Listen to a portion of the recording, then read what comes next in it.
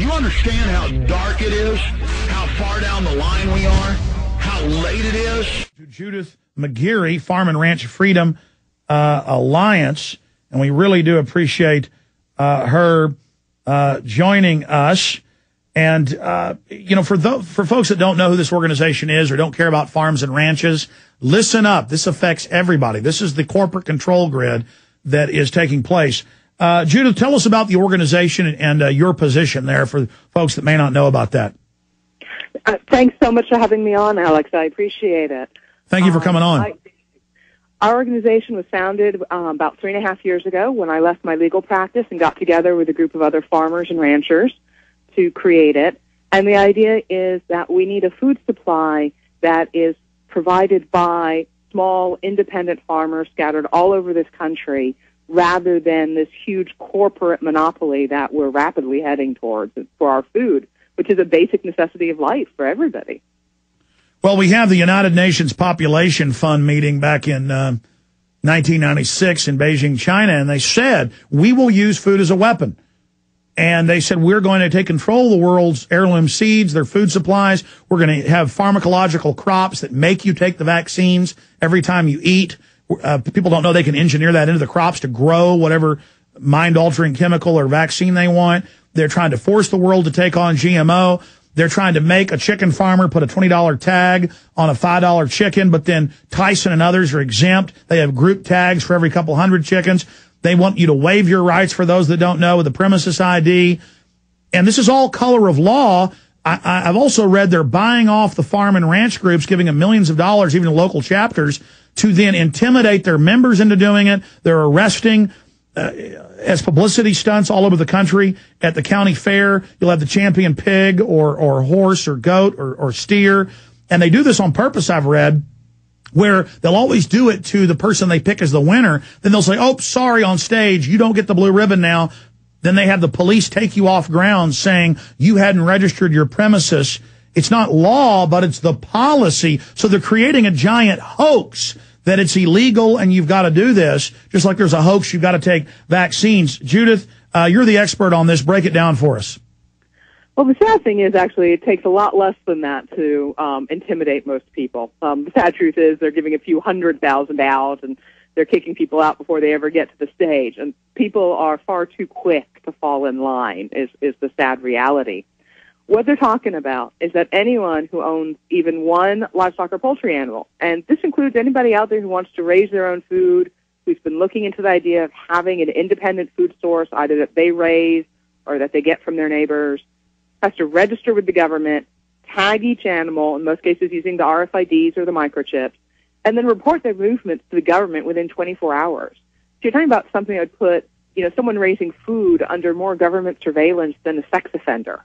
And they admit, I should add, it started in Australia, as you know. They're now using the Homeland Security, NSA military satellites dialed into the land management people. So folks who live in Utah and other places or Colorado where you get harassed by the bureaucrats on your private property, that's now coming to Texas, Kansas, Michigan, Florida. It doesn't matter. And we're not joking. They're forming SWAT teams in all these federal and state groups. They're pulling guns on people at their own ponds, fishing. They're arresting Amish people, arresting people selling eggs on street corners. They've introduced bills to restrict organic farming. In Tulsa, Oklahoma, they're talking about making you get a license to have a home garden. That was in the Tulsa News. I mean, you cannot paint a strong enough picture of how evil and insidious all of this is. I hope the listeners understand this is coming down like a ton of bricks right now. It's gaining speed fast. I mean, these are plans that they've been working on for literally decades. It's not new. It's not because of mad cow disease or avian flu or swine flu. Depending on who you talk to, they come up with a new reason. These plans have been around for decades, but they're really gathering steam now, and there are a lot of folks in Congress who are bound and determined to shove this down our throats. And they're working very hard to create this image of panic, which is if we don't have this, people will be dying. At a recent congressional hearing, one of the chairmen of the subcommittees was literally saying that, if we can't track this better, people will be dying when this food hits But their then the plate. foreign food is exempt. The foreign food is exempt. So if people think we've already seen an exodus of U.S. produced food, we've gone from producing 98% of our food to half of it now, and it's going down. And in fact, I should add, and I'm rude, Judith McGeary is executive director of the Farm and Ranch Freedom Alliance, is an attorney and small farmer, a BS in biology from Stanford University, and a JD from University of Texas at Austin. And after a clerkship with the Fifth Circuit Court of Appeals, she practices as an attorney doing a combination of administrative law, litigation, and appeals. So I should add, you're an expert on all this as well. Well, the thing is, the real expertise comes from handling animals. The real expertise comes from the day-to-day, knowing what it takes to raise food, knowing what it takes to keep animals healthy. And what's amazing to me about this program and about the mentality and the mindset of the people pushing it is this attitude that somehow folks who are locked in an office who wouldn't know one end of the cow from the other somehow can come up with a technological answer that solves everything and takes care of animal health, while the farmers and ranchers obviously don't know anything, according to these guys. Well, let me just throw a point out here, and then I want to give you the floor and have you break down how far along this is, how we fight it, how we, go up against it. We have a large piece of property we got in 1829 as a Mexican land grant in East Texas, and I don't even really deer hunt anymore because I don't have the time, don't want to have to dress it, deal with it.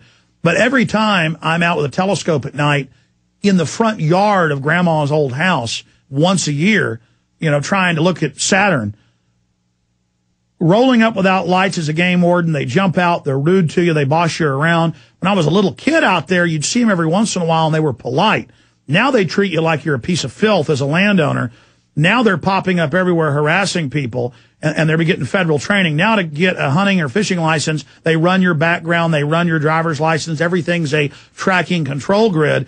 This is going to put federally controlled local bureaucrats into your farm, checking things without a warrant, with game warden type powers, no more Fourth Amendment, walking on saying, I want to see all your cows counted right now, $2,000 fines, and correct me if I'm going from memory, I know you're a lawyer and expert on this, if a cow got struck by lightning and you didn't report it to him, or you sold a cow to a neighbor, or a cow got out and got hit by a car. I mean, this is guilty until proven innocent tyranny over all rural communities. Absolutely. The specific fines vary from state to state because they're talking about implementing it by state statute.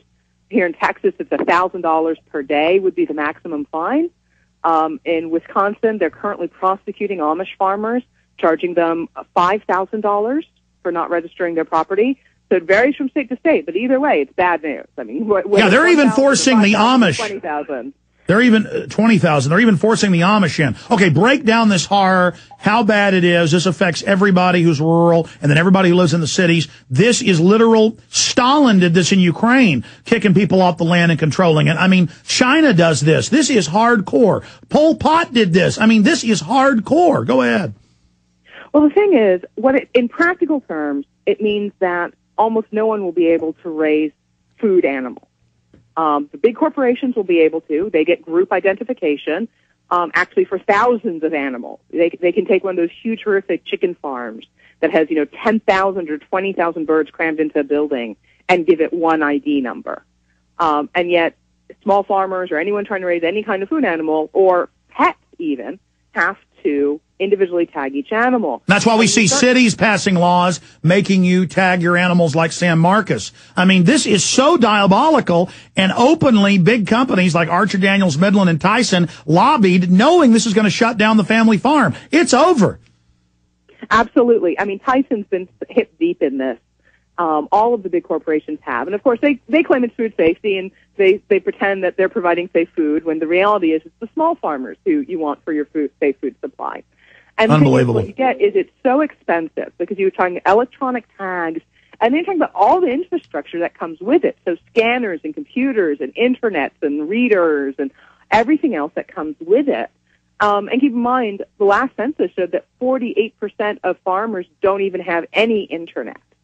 So can you imagine having chickens and a game warden type punk in a uniform, but they're hiring nothing but the socialist and phony environmentalist, carbon showing up and literally cornering you? You got 5 chickens right here. You're going to jail, or here's a $20,000 fine. This is already happening.